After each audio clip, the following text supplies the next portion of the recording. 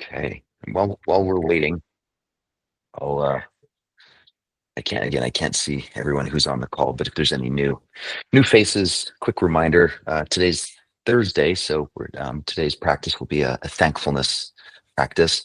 And every day of the week at noon, we sort of cycle through different practices, all intended to prime our nervous system to have everything from gratitude to mindfulness and resilience and other things like that, just be a little more mm, just more just within closer reach. So the more we flex and practice these things, the easier it gets. So like I said, today is gratitude.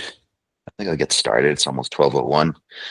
And I don't know how I ended up uh, going down this rabbit hole as one of these. I don't want to call it quite doom scrolling because it was, I really enjoyed it, but I was somehow got onto this Henry VIII bender and learned that Henry VIII, his death was really grim. He had some wound on his leg that wouldn't heal, and gangrenous infection, and he ended up dying of sepsis in part because he refused to have his leg amputated. And anyway, pretty grim stuff. And I just was thinking to myself, that all of us on this call, we enjoy a significantly higher standard of living on a day-to-day basis, certainly than even the almighty, King of England. So he died in 1547.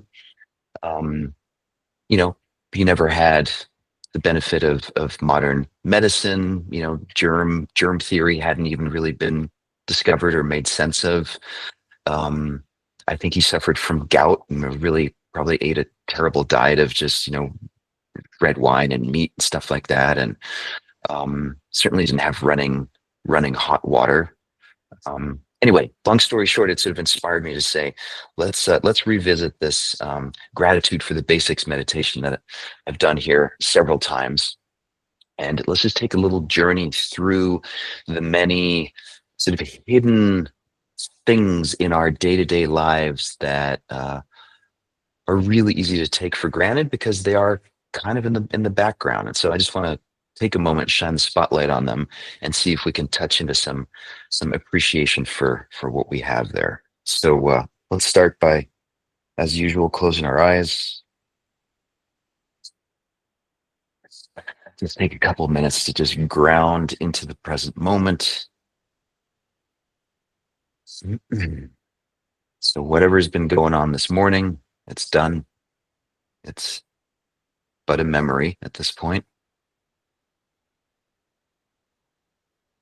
So if you're experiencing any afterglow from, I don't know, triggering conversations or challenging experiences from the morning, just sort of rest easy in the knowing that it's literally just a memory. And right here, right now, we're left with this simplicity of the present moment.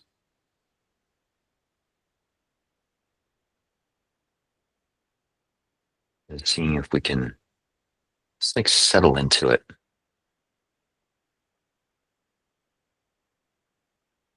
Noticing the body breathing. Maybe you can feel your heartbeat.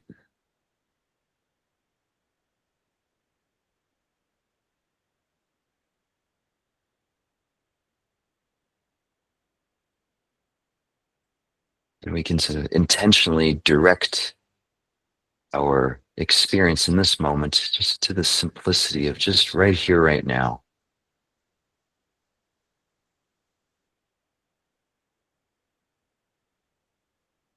And if there's any part of you that's thinking about things in the future, mm, know that that too is just mental activity. It's got nothing to do with the reality in this moment. It's literally a fantasy. And we can also just see that for what it is. So any stress about your to-do list or things that may or may not be coming your way this afternoon, we could just see that for what it is and just come back to just breathing, just sitting.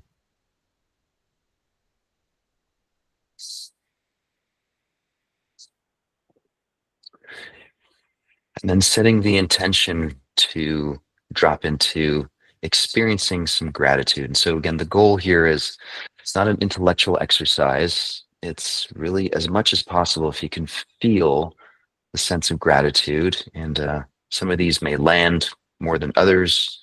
So just sort of let's take a little journey here. So the first basic that I want to focus on is safety. So for the most part, we enjoy a pretty high degree of safety. Certainly the fact that we can all be on this call at this time, at a time of our choosing, means that we're enjoying certainly the kind of safety that, if you look at the news and you think of what's going on in Gaza, the Ukraine, some of our inner cities, many parts of the planet, they don't have the safety that we enjoy right now. So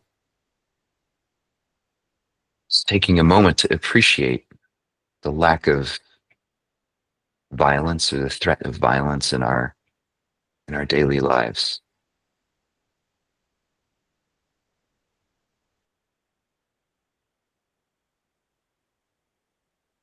It's easy to take that for granted. And it's not until we're in a situation that feels unsafe that we realize that, wow, for the most part, most of our days are filled with relative safety. And then next, what I call a functioning society. So if we needed to, we could pick up our phone and call 911 and someone would answer the phone. And if we needed an ambulance or the fire department or police, chances are good that someone would motivate and come to our aid. Mm. The fact that we live in buildings that are presumably built with certain codes in mind. Someone somewhere is making sure that, not everyone's just randomly building stuff the way that they want to, but that there's certain standards that are intended to keep us safe. And for the most part, that bureaucracy, as painful as it can be, it works.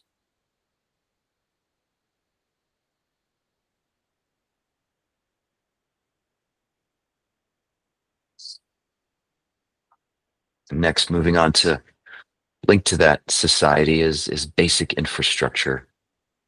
So we have streets, we have sidewalks.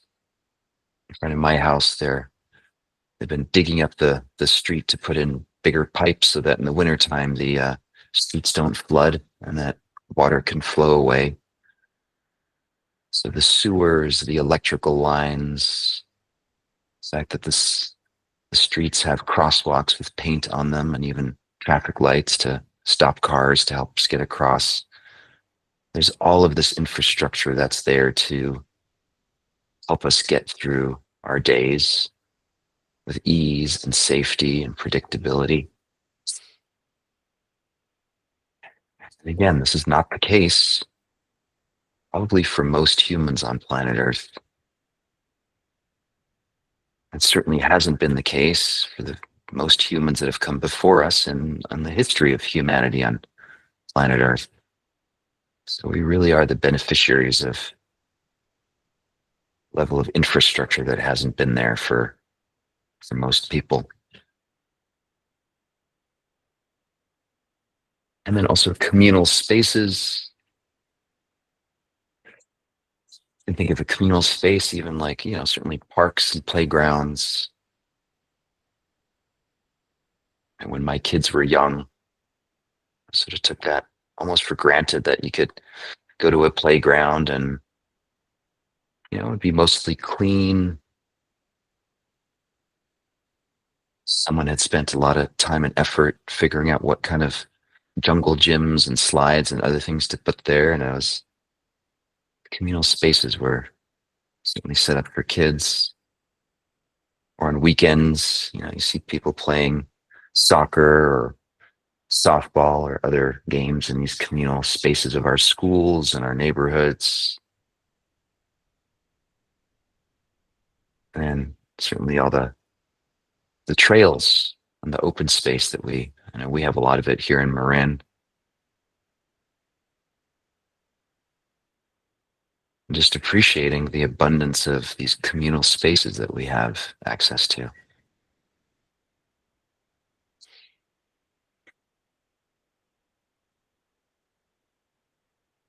Another big one is access to food on a few different levels. One, walk into most grocery stores here in this country, certainly where we live, and just go to the cereal aisle and take a look at how many different kinds of cereal there are. Or I didn't know that there were so many different kinds of butter, and just access to fresh whole foods, vegetables. For the most part, they're healthy and clean. Like, we don't have to, yeah, we still wash them, but we don't, for the most part, have to worry about getting sick from the food that we buy in the stores.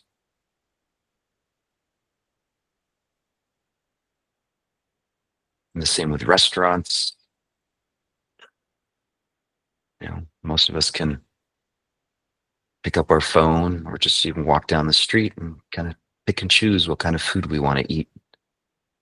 And we can trust that for the most part it's healthy because there's health standards and codes and inspectors and a system that makes sure that we have access to healthy, clean food and an abundance of it too.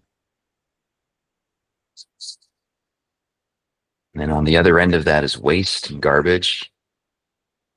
We put our cans out every Monday morning. They get picked up, and all that stuff just gets magically ported away by the garbage truck, and it's handled, and they're recycled or disposed of. And I'm sure there's better ways that we could do it. And is it perfect? No. But it is quite amazing that we don't have piles of garbage in our neighborhoods because we don't know what to do with all the waste. I certainly just think of sewage, flushing toilets. What would life be like if we didn't have that?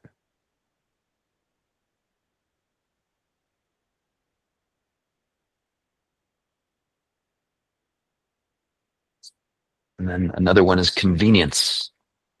We live in probably the most convenient age that humans have ever experienced, in part thanks to our technology, our phones, the internet. If you want to order a pizza right now, I'm pretty sure any one of us could pick up our phones and figure out how to order a pizza. And you could ask them to have it, be gluten-free crust if that's what you need, and with an extra, helping of whatever. And it's all available to us.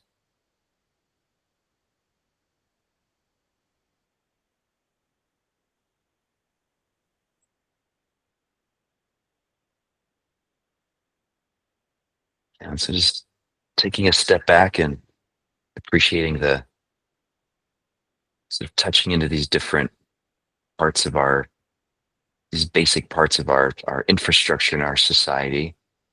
And maybe as you go through the rest of your day to day, see if you can really have sort of stay connected to this heightened awareness of, every time you flush the toilet or go wash your hands or turn on, your stove to cook something or walk down the street or get in your car, just appreciate all of the bits and pieces that have been put in place by lots and lots of people that have come before us to make this all work.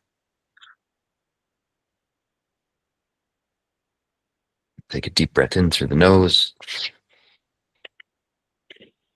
long, slow exhale through the mouth, relaxing the belly and the chest and the hands. And hold for 5, 4, 3, 2, 1. In through the nose, mouth, relaxing the neck, shoulders, and your jaw.